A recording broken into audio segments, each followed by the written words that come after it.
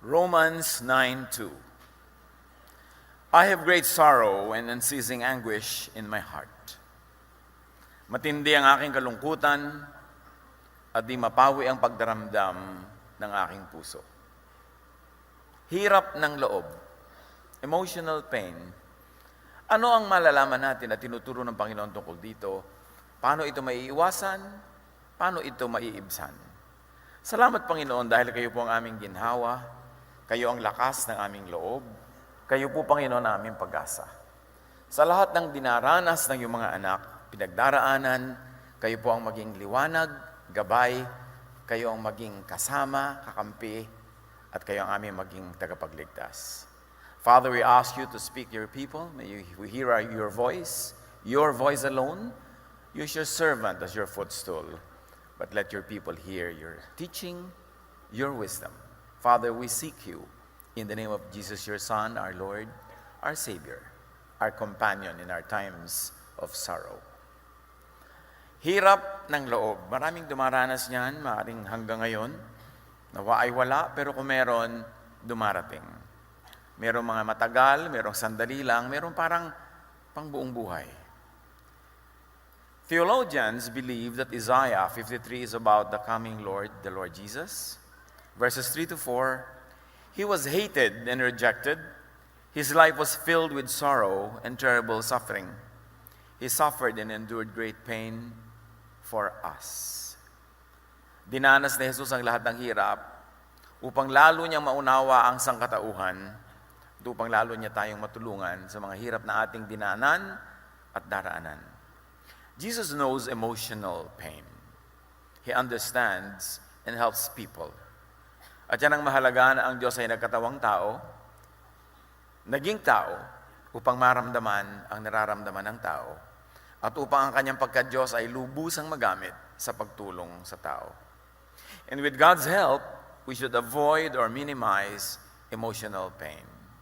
Life is short, but it's long enough to enjoy the blessings that God gives. That's why we should eliminate all unnecessary elements in our lives that make us suffer. Avoid possibly painful situations, especially prolonged or permanent pain and discomfort caused by our decisions. Meron tayong mga ginagawa na alam nating ang pupuntahan lifelong or prolonged suffering. Like avoid prisons. May mga ginagawa tayo na ang pwede maging ending, mag-sorry ka lang, tapos na meron naman talaga makukulong ka because you go against the law. That will be risking living a life of agony for a long time. The roles that tie you down can be avoided. The commitments you make. Kailangan namimili tayo. I don't like that kind of commitment, and you should have the strength to say no if you don't want to enter into a transaction that could tie you down for a long time. Roles, relationships. You can avoid the pain of being in the dark by saying no to relationships wherein you will be a kept secret. Kung may karelasyon ka, ta sikreto ka niya, nasa dilim ka lang buong buhay mo, mahirap yon, matagal na pagdurusa. Avoid commitments and plans that threaten your peace. Maraming mga kontrata, maraming mga profesyon. There are professions that make your life miserable because it's not for you, you're not suited for it, so why get into it? And if you made the mistake of getting into it, get out as soon as possible, well, there's still life left in your veins. Kasi mahirap na nabubuhay ka, gumagawa ka ng isang trabaho ngayon na ayaw mo. Halimbawa, ayaw mong embalsamador.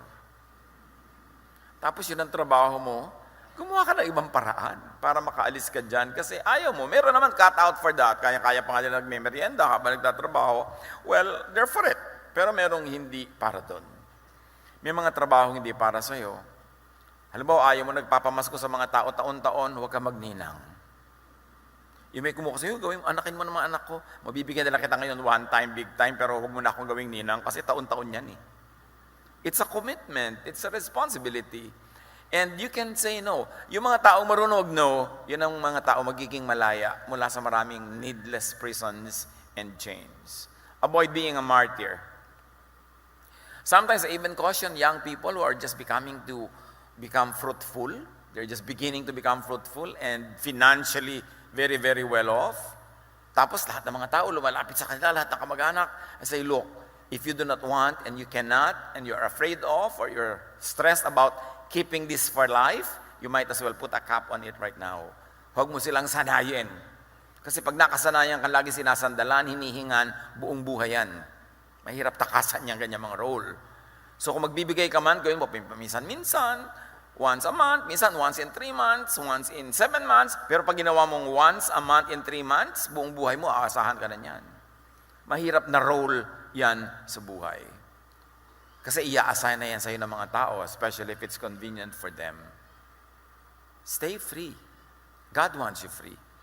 You can always have free will giving, but if it's against your will already and you're only being compelled, hindi na masaya yan. Mga ganyang bagay. Get out of prisons. Get out of painful situations in life. They be legal or social situations. Proverbs 6, 1-5 cautions those who are very eager and very easy in guaranteeing loans of other people. My son, don't make yourself responsible for the debts of others. Don't make such deals with friends or strangers. If you do, your words will trap you. You will be under the power of other people, so you must go and free yourself. Beg them to free you from that debt. Don't waste to rest or sleep. Escape from the trap like a deer running from a hunter. Free yourself like a bird flying from a trap. Yung nag-guarantee ka ng utang na may utang, hanggang hindi siya fully paid, wala kang peace. At pag nagsimula na siya hindi magbayad, at ikaw na yung hinahabol ng mga creditors, lalong wala kang peace. So why begin it? Bakit ka mag-guarantee? Hindi ka naman Diyos. Pero kung talagang gusto mo, dahil mahal mo yung gagarantihan, tanggapin mo yung fact that ikaw ang magbabayad yan pag hindi siya nagbayad. At kung tanggap mo yun, di may peace ka, that's fine. Don't be quick to say yes to anything because that will be a commitment. Neither to say no very quickly because you might miss out on something very good. So mostly, especially when you have time, say, let us see. Yung marunong ka magsabi, sige, hintayin natin, pag-aralan natin, huwag oo ng oo. At lagi natin sinasabi, don't say yes when you're happy because when you're happy, you have a tendency to say yes. Don't say no when you're sad. And don't commit when you're angry. Don't do something or say something when you're angry. Lahat kasi yan lumilipas pagdating ng panahon. Naiiba yung mood mo, naiiba yung takbo ng utak mo. Pero natali ka na sa sinabi mo, kaya magdahan-dahan sa pagsasalita. Hirap ng loob, anong laban natin dyan mga kapatid? Strengthen your spirit. That's our only defense against all of these onslaughts that come from the outside. Psalm 55:22, our Lord, we belong to you. We tell you what worries us, and you won't let us fall. Pag alam natin yon, inuulit-ulit natin sa ating sarili at dinidibdib natin, yun ang magiging lakas natin. Yung katotohanan ng Panginoon ay nasa atin, pwede natin siyang sumbungan, pwede natin siyang sabihan, at tayo iniingatan niya. Psalm 73:26, my body and mind may fail, but you are my strength and my choice forever. Lakas ng loob, lakas sa loob, pananalig sa Panginoon. At paano natin yan mapapalakas? I cannot tell you, nobody can tell you. You have to find a way between you and God, how to strengthen your faith, how to strengthen your relationship with God to the point that it becomes your shelter in times of difficulty and even in times of happiness. Strengthen your spirit with a very practical power like a bank, parang bangko, pwede kang magdeposito, a bank of peace, joy, and happiness in your heart. Pwede yun. Ituring natin mga kapatid na mayroong bangko sa loob ng puso natin na pwede tayong mag-deposit na mag-deposit.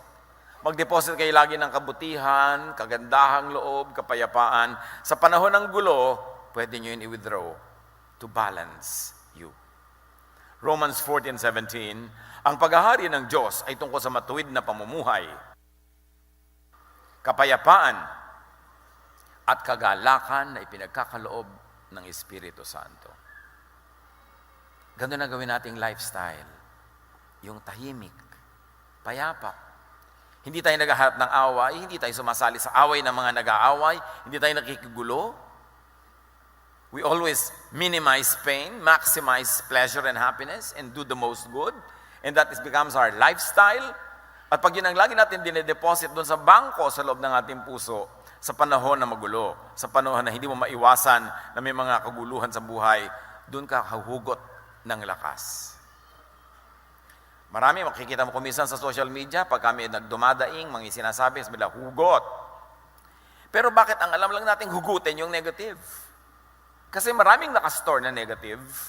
So pag nagalaw ng konti, huhugot ka rin ng sarili mong pain, ng sarili mong sorrow. Kung ang iniipon natin sa puso natin ay goodwill, kindness, goodness, peace, pag humugot ka, yun ang lalabas. Kapayapaan, tibay ng loob, pagmamahal, tiwasay na buhay. Pag ganito ang ginagawa natin, ang ating puso will become a fortress with springs inside it. In the olden days, when fortifications meant physical walls, they had to be built around springs of water, especially in the desert. Para pagka ang mga kaaway mo, pinaligiran ka, hindi ka pinalalabas para makakuha ka ng pagkain, nilulusob ka, meron kang lakas na galing sa loob. And usually you need a spring of water, kasi mahalaga yung water for survival. But when you develop a very spiritual and a godly lifestyle, there is that spring of living water welling up from within you. And this is the Spirit of Jesus, who is the living water. Hindi mo kailangan pasayahin ka ng tagalabas, hindi mo kailangan kausapin ka, himasin ka, palakasin ang loob mo ng tagalabas, kasi mismong sa loob, may nanggagaling na lakas. At meron tayong salita dyan, lakas ng loob. At nangyayari yun pag buo ang loob, pag matining ang loob.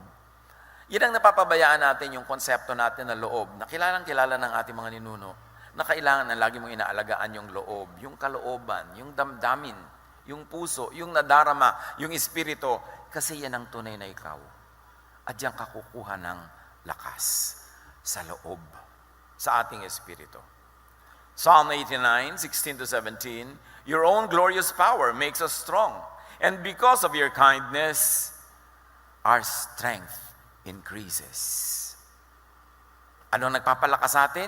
Nagdadagdag ng lakas ang kabutihan ng Diyos. Hindi mga armas, hindi mga pera, hindi mga kuno-ano, yung Diyos na nakatira sa ating kalooban. And only you can devise a way to develop that inner spirituality that can see you through in times of sorrow, in times of difficulty. So you strengthen yourself with practical power like a bank of rest, relaxation, and enjoyment. Para rin tayong may bangko sa ating puso, deposit ka ng deposit ng kasayahan, ng kaligayahan, ng pleasure even. Hindi yan masama, basta hindi mo ninanakaw sa iba.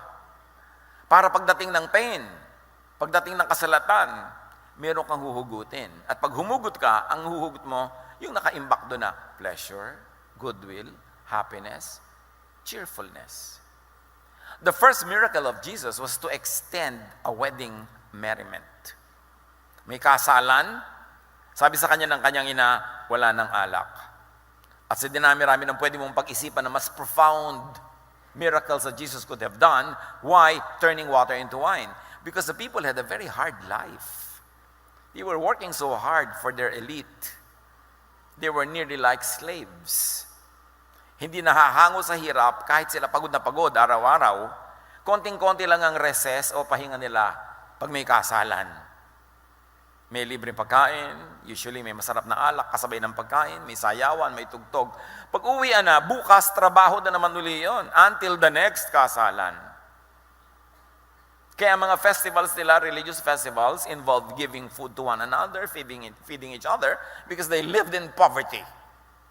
And that's what the people needed, respite from hunger, from their toil, from their very hard life. So Jesus made a miracle to extend a party. And you know what that means? That Jesus wants us to enjoy life, especially so that He knows that there are many inevitable days of hardship. Kaya dapat habang pwede ka mag-enjoy ka. May party, kumain ka. Hindi kung kailan may party, doon ka pa nag-iinarte ng diet. Tapos pag wala ka na makain, alam mo, sarap sana ng pagkain kahapon. Pag may wedding, makisaya ka, hindi gusto mo na umuwi agad. Anong oras na? Haba naman wedding na to. Maki-enjoy ka na, nandun ka na eh. Darating kang huli, aalis ka maaga, kaprasong simula, kaprasong dulo, nawala, kulang.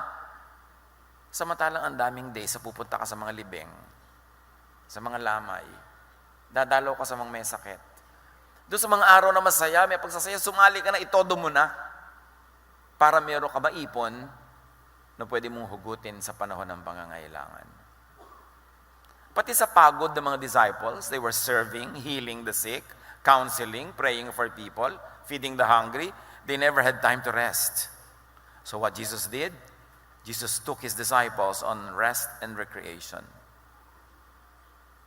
Dinala niya sa pahinga. Sabi niya, "Psst, dali kayo. Takas tayo dito. Pahinga muna tayo." Ang dami pong gutom, ang dami nagpapa-counsel, ang daming gusto magpa-pray. Kayo muna, magpahinga muna kayo. Ganon si Jesus. Mark 6:31, subalit napakaraming taong dumarating at umaalis. At di na nila makuhang kumain. Kaya't sinabi ni Jesus sa mga alagad, magpunta tayo sa hindi mataong lugar upang makapagpahinga kayo ng kaunti. Ganon ka gusto ni Jesus na ang mga anak niya magpahinga, even from ministry. You are not treated by God as some religious spare part that never mind if you got worn out as long as the machinery runs. No, you are the end user of the ministry. You are not just to be used by and in the ministry. Ganon si Jesus. Napakabait. Bawat kasiyahan na ating nalalasap ay deposito na pwedeng i-withdraw sa panahon ng pangangailangan. So, tuwing merong pwedeng kasiyahan, basta't hindi mo inaagaw sa iba at ninanakaw, lasapin mo.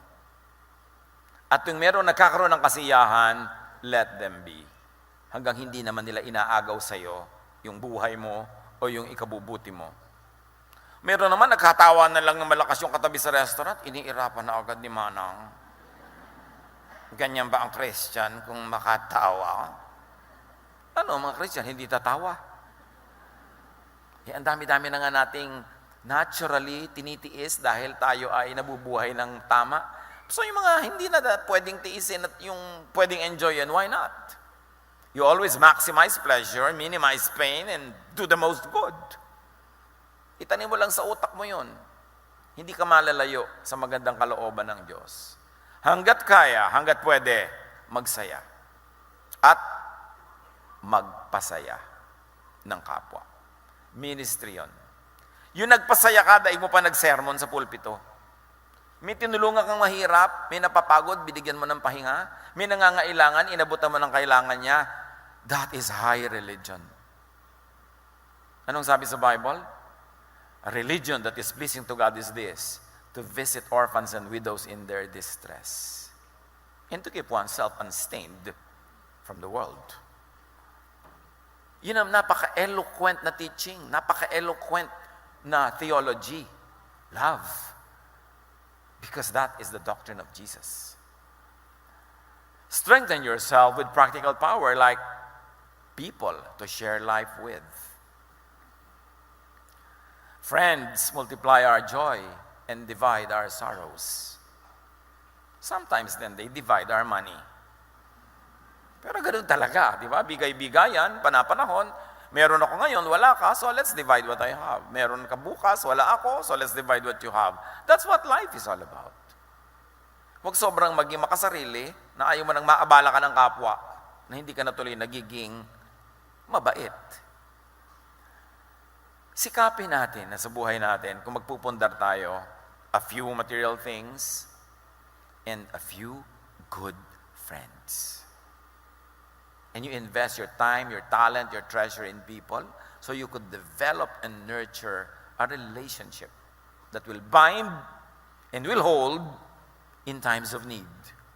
Ecclesiastes 4:9-12. Two people are better than one. When two people work together, they get more work done.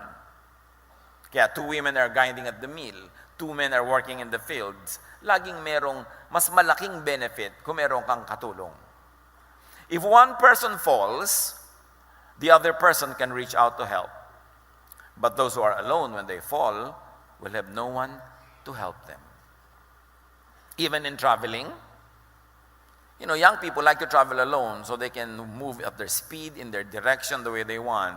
But when they fall, who will pick them up, especially in a foreign land? You have heard of tourists in beautiful islands, mag-isa lang sila, frolicking in the sun, who step on some exotic something in the sand and get poisoned and die. Nawala nang nagtutulong sa kanila, walang dumadala sa hospital. Remember, the more beautiful the scenery at daytime, the more dangerous at night. Dahil walang tao, walang tutulong sa iyo, walang hospital. You don't want to see people, you want to be alone in a stretch of beach. When you fall, no one will pick you up. But young people don't realize this because they have seen little sorrows yet. Pero pag matanda ka na, pag may beach, sabi mo, nasa ng hospital? Mayroon ba dyan first aid? Yan ang mga hinahanap mo. Sa dami na nakita mo namatay. At naghirap sa buhay, natututo ka na. But those who are alone when they fall have no one to help them.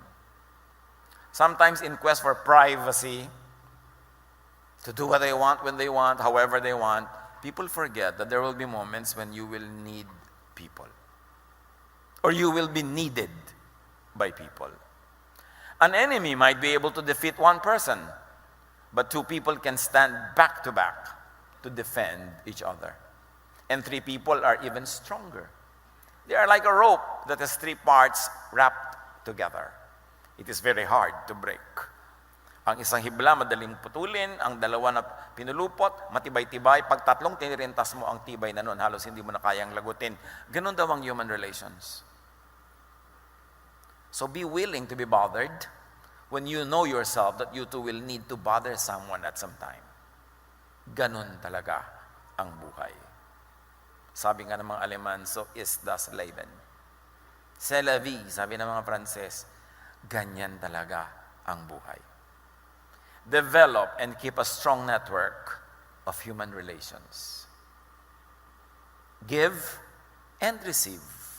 Receive and give. Inhale, exhale. Ganun ang buhay. Galatians 6:7, you will harvest what you plant. And it's a universal rule. All sciences will tell you that you harvest what you plant. So like people and be likable. Para magkaroon ka ng mga matitibay na mga kasama sa buhay. Yung iba naman, ang damot mag-like. Kahit sa FB, ayaw mag-like. Yung kumari mo, kutakot-takot na isinuot na costume, pagod na pagod mag-post, ilalike mo lang, pinagdaramot mo pa. Ang sama-sama na ng loob niya, sabi niya, 3 araw na, 4 pa lang ang like. Like nyo na, para siya subaya. Ano naman nawala sa inyo? Strengthen yourself with the Spirit, in faith. Focus on big issues. You want to be strong? Focus on an issue bigger than your drama. Kaya yung mga nanay, very strong kuminsan, kahit nang dumarating sa buhay, kasi may mga anak na kailangan buhayin. Ganon din yung mga tatay. Kuminsan, may relasyon ka na, ang dami-daming mga sagabal para kasumaya, nandun ka lang kasi meron kang gustong buhayin na ending ng relasyon na yon. You must be dedicated to something bigger than your drama. In the absence of big things, small things become big to small minds. Kaya pag maliit lamang ang goal mo sa buhay, munting bagay, dinaramdam. Munting problema, itinutumba. Munting hirap, bumibigay. Kasi wala kang commitment to something big.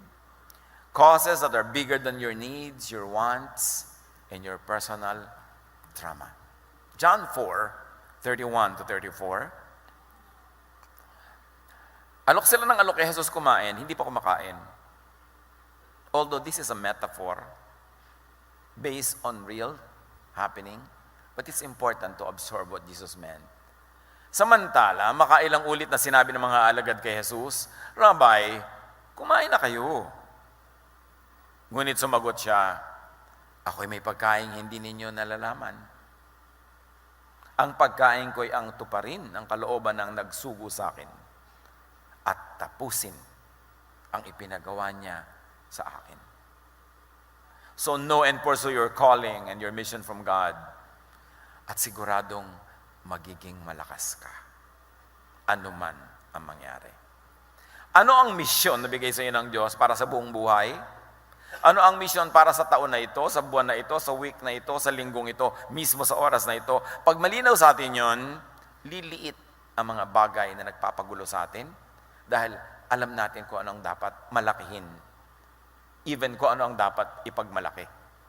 Ephesians 2:10, for we are God's handiwork, created in Christ Jesus to do good works, which God prepared in advance for us to do. Lahat ng buhay may saysay. Lahat ng buhay may misyon. At bagay yon kung paano ka nilikha, ano ang talent mo, anong hilig mo, anong gusto mo, saan ka productive, saan ka fruitful, saan ang ginagawa mong masaya yung mga tao na ginagawa mo yon, yun ang misyon mo sa buhay. Importante na alam natin yon. At yun ang pinagtutuunan natin ng ating pangunahing pansin. Hindi yung nagugulo tayo ng mga pang-araw-araw ng ating mundane daily existence na naubos sa mga linggo, taon, buong buhay natin, wala tayong ginawa kundi atupagin yung mga maliliit na bagay na hinihingi ng pagkakataon pero hindi natin nagawa yung malaking bagay na inilikha ng Diyos tayo para yon ay tupdin. Para sa atin, isa-isa, kanya-kanya, para hanapin yon. Pero dapat alam natin. Ano ka talaga? Bakit ka nandyan? Ano ang role mo na ibinigay sa iyo ng Diyos?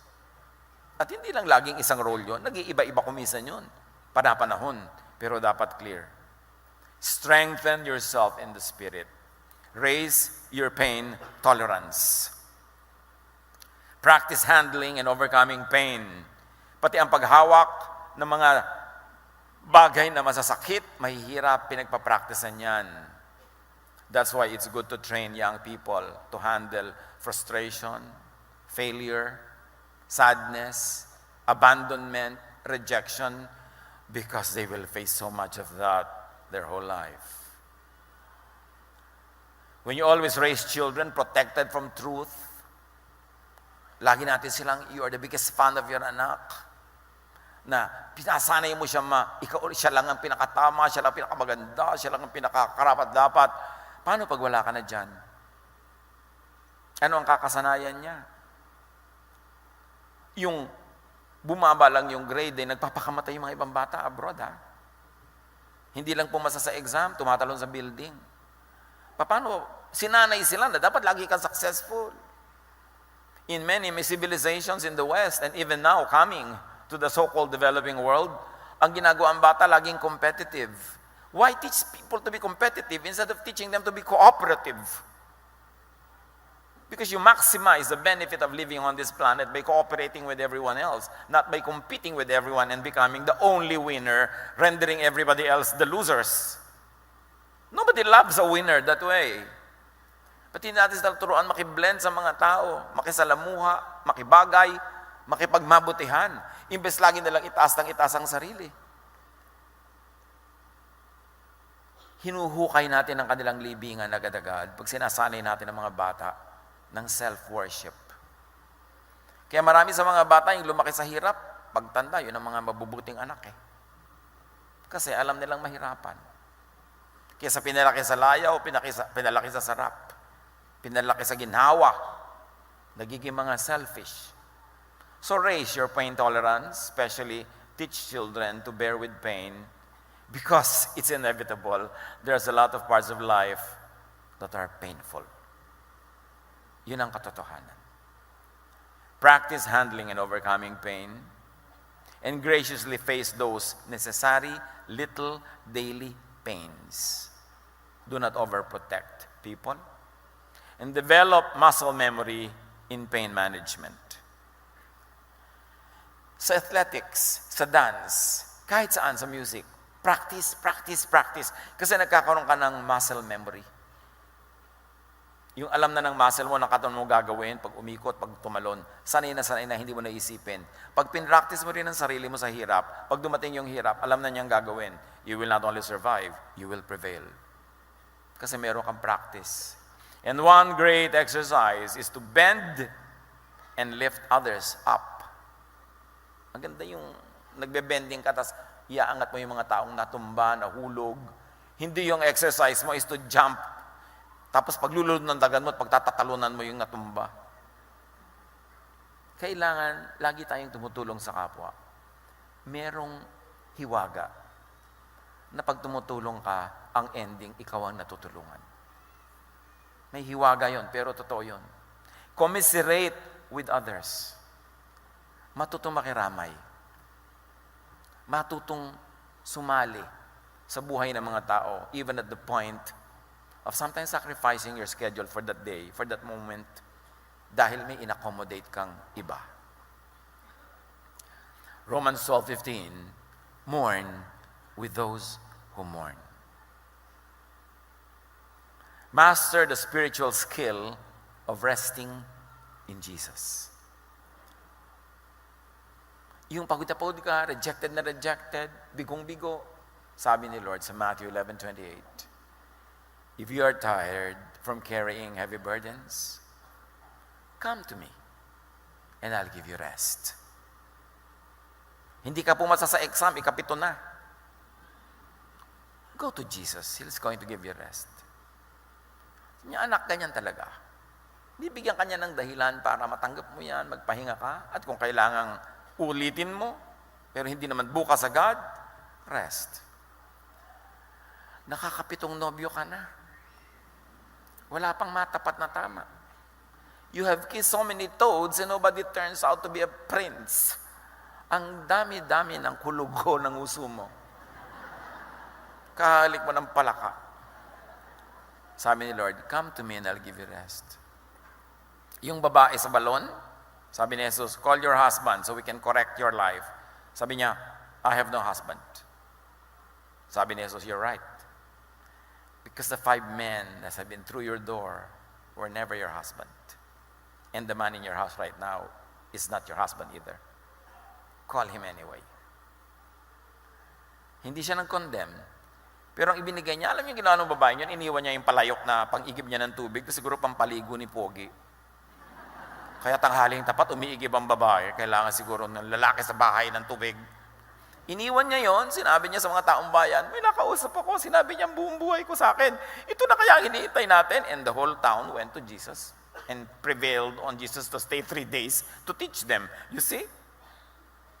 Nagkaroon siya ng bagong priority, hindi lang umigib ng tubig, kundi naging missionary siya ng Panginoon at nakakita siya ng kabuuan sa kanyang mga kulang sa buhay. Ang binigay ni Jesus, hindi condemnation, rest. Saan kayo kailangan magpahinga? Kay Jesus kayo magpunta kasi siya magbibigay ng rest. Yung iba, kumisan sa magulang mo pa, pagod na pagod ka na, sisisihin ka pa, papagalitan ka pa. Pero kay Jesus, rest. Nasubok niya na ba yan? Sabi niya, come to me. Do it my way. And you will find rest. Sabi niya, my yoke is easy and my burden is light. You will find rest for your souls. Para ka na bang turumpong ikot ng ikot, hirap na hirap ka na? Lakad ka ng lakad, doon ka pa rin, pagdating mo, nandun ka pa rin, kasi pala sumakay ka lang sa Ferris wheel.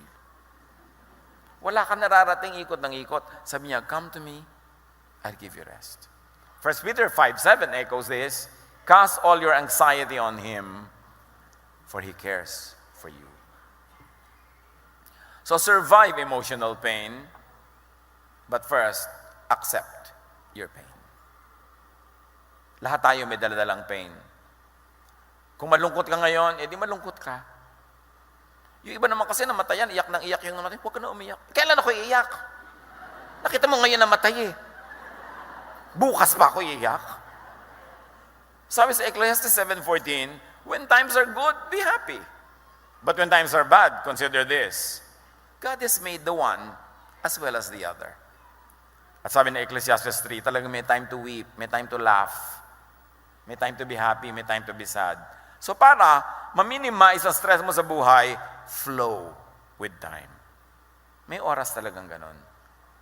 Hindi naman lagi yan eh. Not even sorrow is permanent. Not even pain is permanent. But when it's there, face it, let it happen, and it will pass. Lamentations 3:31-33, mahabagin si Yahweh at hindi niya tayo itatakwil habang panahon. Bagamat siya'y nagpaparusa, hindi naman nawawala ang kanyang pag-ibig. Hindi niya ikinatutuwang tayo'y saktan at pahirapan. Kaya yung parusa na yan, dapat nating unawain. Pag mayroong may nagawang mali, sasabihin ng iba, ayan, pinaparusahan ng Diyos. God does not step down from His throne and make an individual choice to make you suffer when you do something wrong. Parusa is automatic consequence of natural law. Kahit ka madadasalin, naglakad ka sa madulas na daan, nadulas ka, may gravity, tumama ang ulo mo sa bato, nabiyakang yung utak, namatay ka. Natural law. Hindi kailangan sabihin ng Diyos, naglalakad siya, itutumba ko siya, at itatama ka ulo niya sa bato, bubulwakan ka niya mga utak, at siya mamamatay. No, that's natural. So to respect God, you have to respect natural law. Kaya sabi, bagamat siya nagpaparusa, which really means He lets nature take its course. When you do something wrong, God does not step down to exempt you from the consequence of that natural act. Therefore, merong tinatawag na parusa. Pero hindi siya mahilig magparusa dahil hindi naman nawawala ang kanyang pag-ibig. Yun ang sabi ng verse. He loves and rescues. And when God rescues us from the natural effect of our natural causes, yun ang tinatawag nating miracle. Magtataka yung iba, bakit po yung mga pastor nasunog sila lahat sa isang hotel? Paano? Meron nagkaroon ng short circuit, nag-apoy yung hotel, nakasara ang fire escape. Natural causes, natural law. When you want to respect God, you respect natural laws because God is the author of natural law.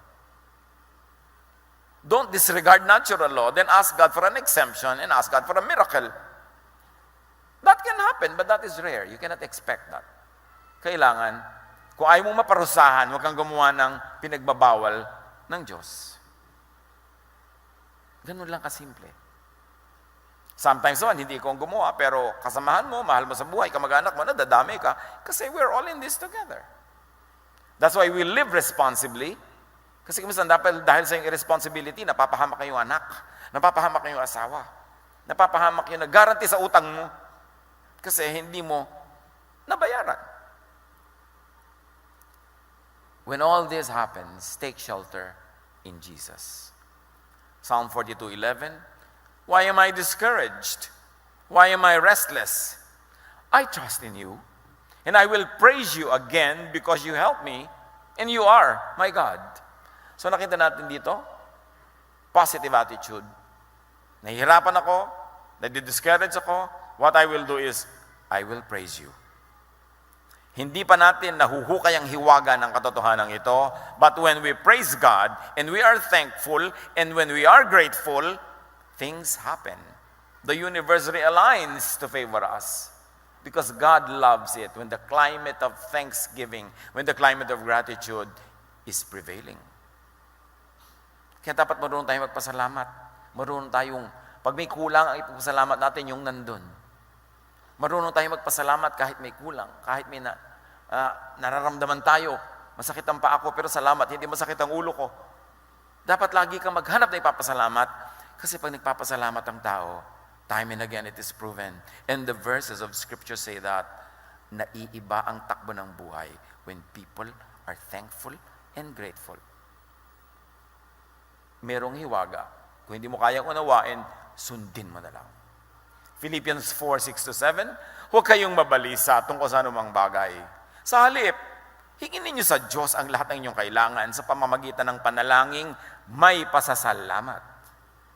At ang kapayapaan ng Diyos na hindi kayang maunawaan ng tao, ang siyang mag-iingat sa inyong puso at pag-iisip dahil sa inyong pakikipag-isa kay Kristo Jesus. Yes, bring your requests to God, bring them all, but accompany every request with thanksgiving. Don't go there as if you're asking for something you deserve. But just thank God for the privilege of having an open channel for you to tell God what you want or what you need. Even that by itself is a privilege. and thank God, believing that God will grant you what you really need. Employ your increased pain tolerance. Di ba kanina, practice your muscles, magsanay ng mga konting sorrows. Hindi naman tayo pwede mag-practice sa mamatayan ng mga mahal sa buhay, pero anong practice pwede mong gawin? Makiramay ka sa mga namatayan. Pumunta ka sa mga libing. Pumunta ka sa mga kung ano-anong wake para meron ka ring muscle practice. Pag dumating sa buhay mo yon, may huhugutin kang lakas na naituro na sa iyo ng karanasan ng pakikiramay sa iyong kapwa. Pakikiramay sa kanilang mga kabiguan, mga kalungkutan, mga pagkalito, ganun din ang magiging bunga. Napaka-importante. Isipin natin yan. 1 Corinthians 4:8-9. Kabi-kabilaan ang pagpapahirap sa amin. Ngunit hindi kami nalulupig. Kung minsan ay nababagabag, ngunit hindi kami nawawala ng pag-asa. Inuusig kami, ngunit hindi pinababayaan. Napapatumba kami, ngunit hindi lubusang na ilulugmok. Ganun yung merong lakas sa loob. Nadadapa ka rin, nakakamali ka rin, nagkukulang ka rin, nalulungkot ka rin, nakakalimot ka rin paminsan-minsan, pero hindi yan sumasagad hanggang labas lang kasi may ibang nakatira sa loob, ang Espiritu ng Diyos. Kaya yun ang dapat na patibayin, kalooban, pananalig. Everything is won in the spiritual realm. Our battle is not against flesh and blood, but against principalities in the air. True defeat, true victory does not happen in the physical world. It happens in the realm of thought. It happens in the spiritual world. When you win spiritually in the realm of thought, the body, the planet, the physical world will just follow.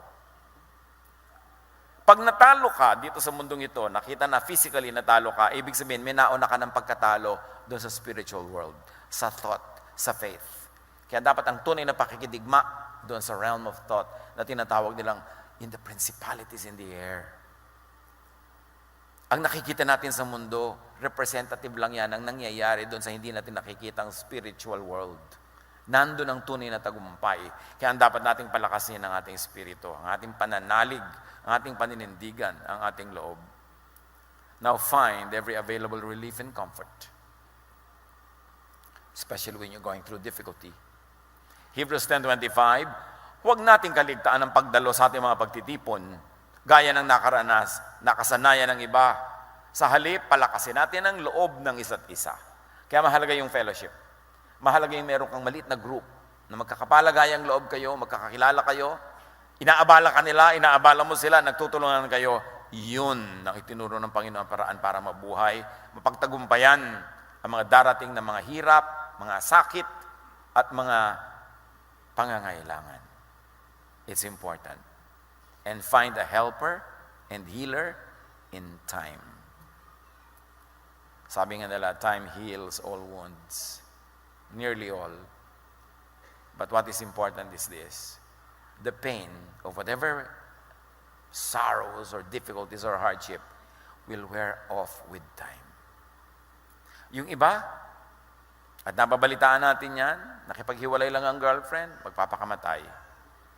Ang hindi na-realize sa mga young people kasi, ang sakit niyan pero lilipas din yan. Pero alam niyo kung bakit? Ang dami nagpapakamatay ngayon young people. Ang dami. It's almost epidemic. Wala silang practice, masaktan. Pinalaki sa layaw. Laging anak, ang ganda-ganda mo. Pero mami, sabi po nila, ang laki-laki ng mata mo. Huwag ka maniwala, anak. Close your eyes.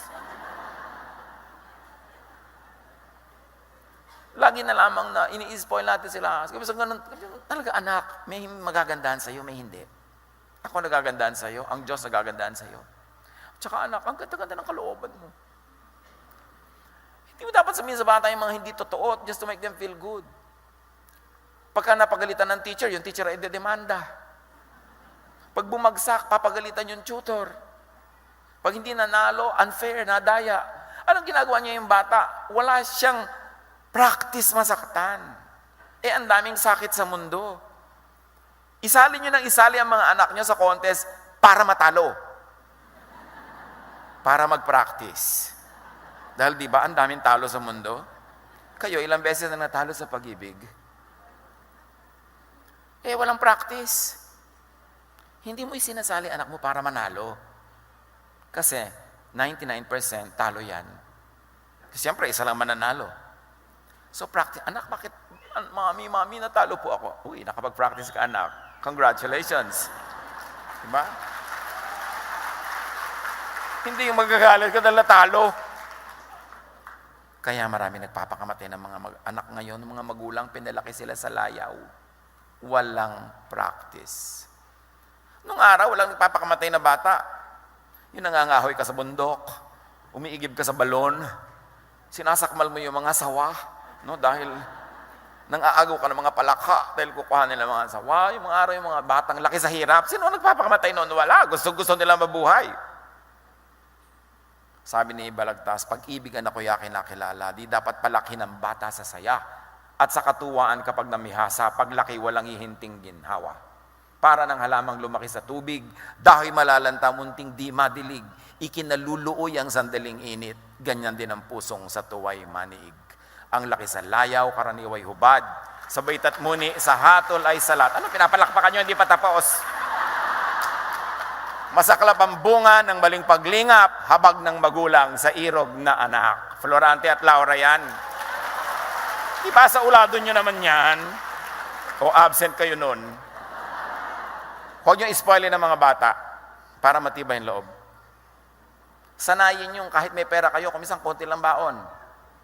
Hindi laging lahat ng gusto nilang latest gadgets, binibigay nyo.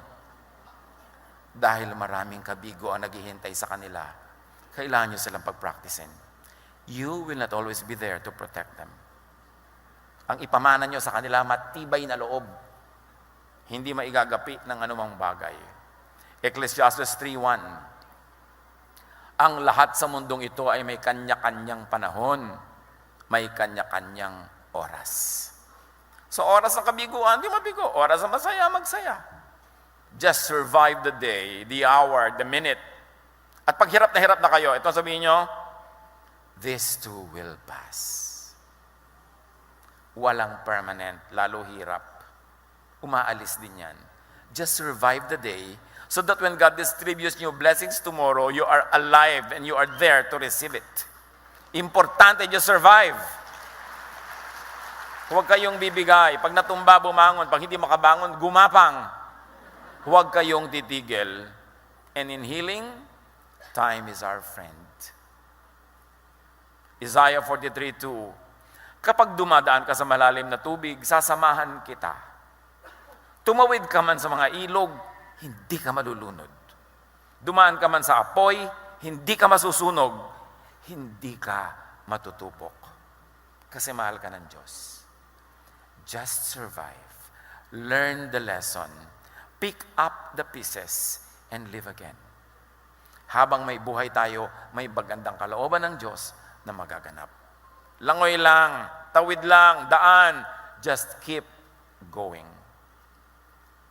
And erase the pains of the past.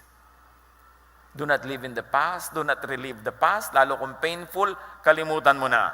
Philippians 3:1, I forget what is behind and I struggle for what is ahead. Tama na yung mga sama ng loob, mga hinanakit, mga galit. Walang mangyayari. Pag lagi mo na lang yung binubuhay, kailangan kalimutan and do not create new pains. Learn from the past. Be sensitive to threats. Do not invite or entertain pain and do not manufacture your own drama. Pag tinignan natin ang mga sorrows natin, mostly we are the manufacturer. Proverbs 3:6-8. Always let him lead you and he will clear the road for you to follow. Don't ever think that you are wise enough, but respect the Lord and stay away from evil. This will make you healthy and you will feel strong. Panginoon, salamat. Kayo po ang aming lakas. Kayo ang pinaghuhugutan namin ng lakas. Kayo ang lakas ng aming loob.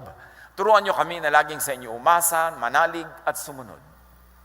Pagbulay-bulayan natin ang mga bagay na ito at hanapan agad ang mga applyan sa ating buhay ngayon. Lord, sa pananahimik ng iyong mga anak sumandali, kayo po ang tumapos ng mensahe at gawing personal sa bawat isa.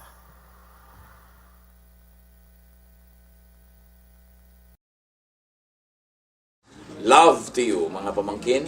Dito tayo mag-aral ng salita ng Diyos. Dito tayo mag-aral ng mga practical na bagay, magdalanginan para sa isa't isa, makinig ng mga mensahe, at dito tayo magsasama-sama spiritually sa ating official Ed Lapis YouTube channel na ang address ay Sabi ni Kuya Ed.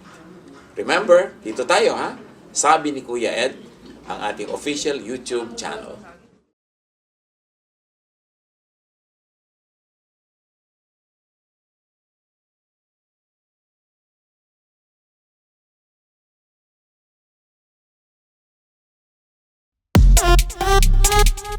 Thank you.